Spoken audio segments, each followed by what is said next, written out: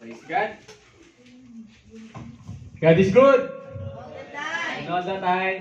God is good. Amen. Ako po muli ang inyong lingkod. Busy. Tapos lang po magluto. Glory to God po, ano? Yun po, ano? Ganun po talaga yung paglilingkod natin sa Panginoon po, ano? At lahat na naman ng pagpapagal natin ay may pagpapala sa Panginoon po, ano? Bilang lingkod po, patuloy lang po tayong maglingkod sa Panginoon. Amen po? Tuloy po, naubusan na talaga akong ano sa tithes and ano eh. Pero ito po yung binigay ni Lord sa Deuteronomy 8:17-18. You may say to yourself, my power and my own ability have gained this wealth for me. But remember that the Lord your God give you the power to gain wealth in order to confirm His covenant, His word to your father at His today. Isahin ko po sa Tagalog.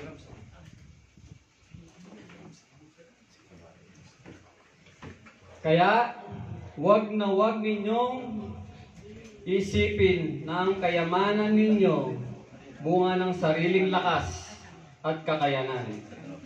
Subalit, alalahanin ninyo si Yahweh na inyong Diyos ang nagbigay sa inyo ng lakas upang yumaman kayo.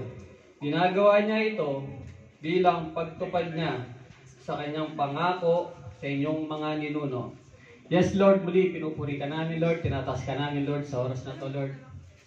Lord, bisang pa, Lord, ako po'y lumalapit sa iyo, Lord. Nagpapakumbaba, nagpapakalinis, O Lord. Humingi ng kapatawaran, O Lord, sa aking nasabi, naisip, nagawa, Lord. Na hindi ka lugod-lugod sa iyo, Lord. Lord, patawarin mo po ako sa oras na to, Lord, upang ako'y kalugod-lugod sa harapan mo, Lord. Lord, bisang pa, Lord, ako po'y nagpapasalamat, Lord. Muli, ginamit mo po ang iyong lingkod upang magayag ng iyong banal na salita. Holy Spirit, patuloy po ikaw pong manguna, ikaw po ang kumilos sa oras na to, at ang salita mo lamang po ang mamutawi sa aming bibig, O Lord. At Lord, bisang pa, tinataas ko po ang bawat puso, Lord, isip ng mga kabatiran, Lord. Patuloy, Lord, ikaw pong mangusap sa kanila, Lord.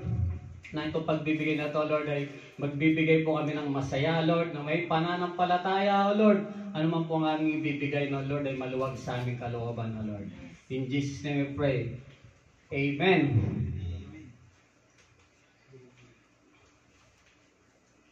Yan po, no? Napakaganda po ng talata na to, no?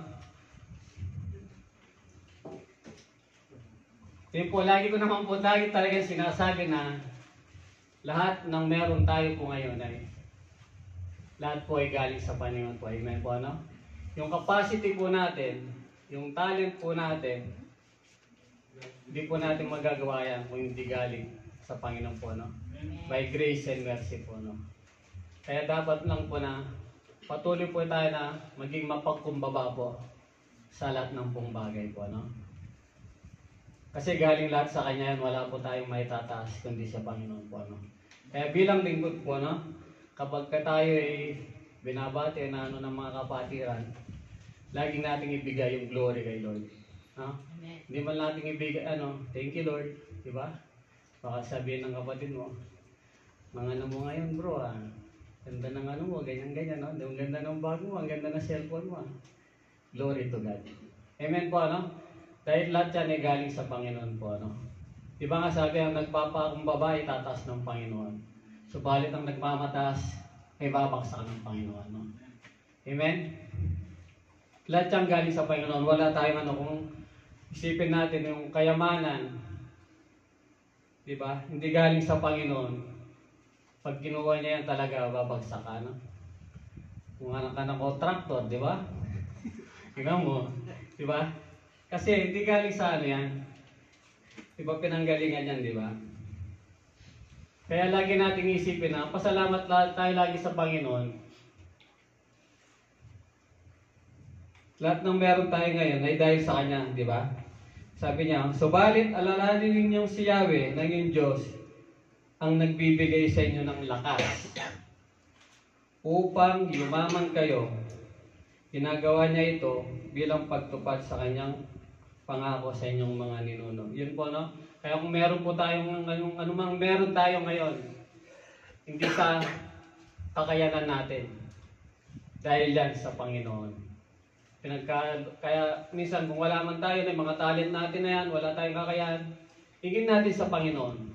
Amen po ba? Para pagkaloob niya sa atin. Pang sa gayon, no? Yung pagbibigay natin sa Panginoon, hindi naman basta pagsunod lang. Ito ay bilang pasasalamat. Diba? Sa kabutihan ng Panginoon sa ating buhay. Ang pagbibigay natin sa Kanya, no? Bilang isang tungkulin o pagsunod, bagkos, tinuturing natin lagi itong pasasalamat sa lahat ng bagay na ginawa ng sa ating Panginoon. Yun lamang po mga kapatid. Magbigay na po tayo sa Panginoon.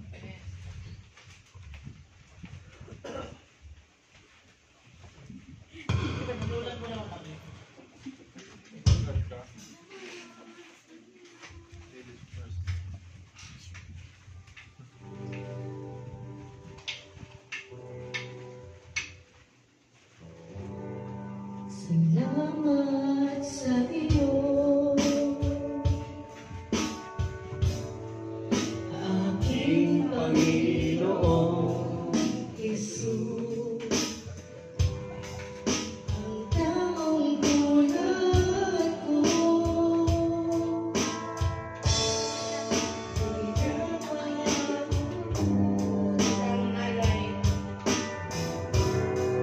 ang tanging alay ko sa'yo, aking Ama, ay buong buhay ko, puso at kaluluwa.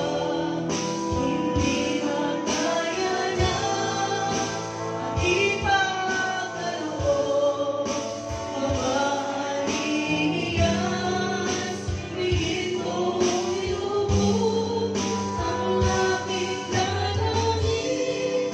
O Diyos, ay tanggapin ang tanging alay ko, nawa'y gamitin. Ito lamang, Ama, wala nang iba pa akong hinihiling. Tumayo po tayo lahat. Tayo po tayo lahat. Yes, Lord. Hallelujah, Lord. We praise you, Lord.